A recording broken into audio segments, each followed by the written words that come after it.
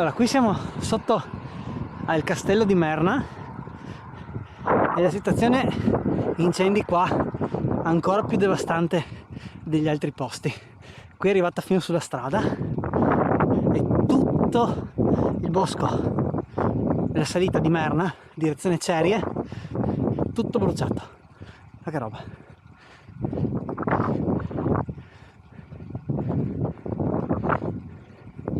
Orribile.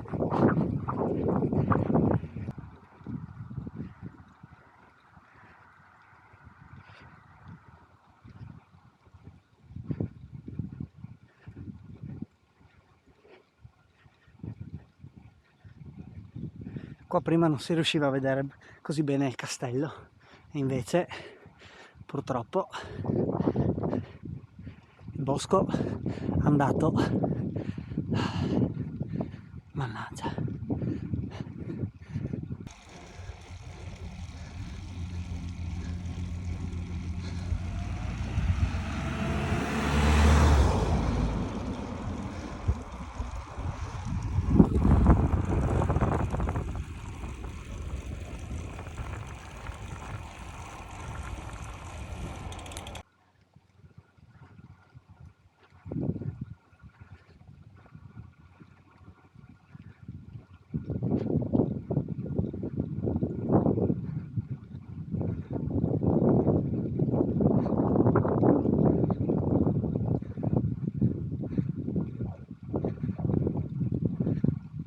Paletti a bordo strada sciolti, mamma mia, che roba.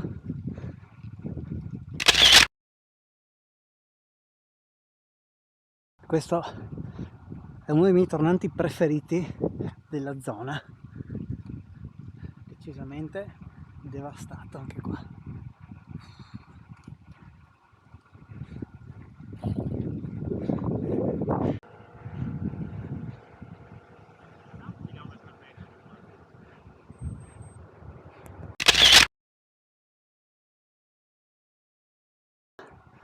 È l'incrocio con l'attacco qui a sinistra della salita che porta a Cerie.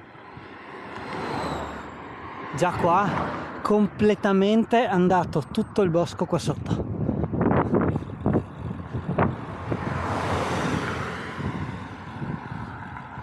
Non so se saliremo oggi, ma mi piacerebbe venire sui mountain bike per passare in mezzo al bosco.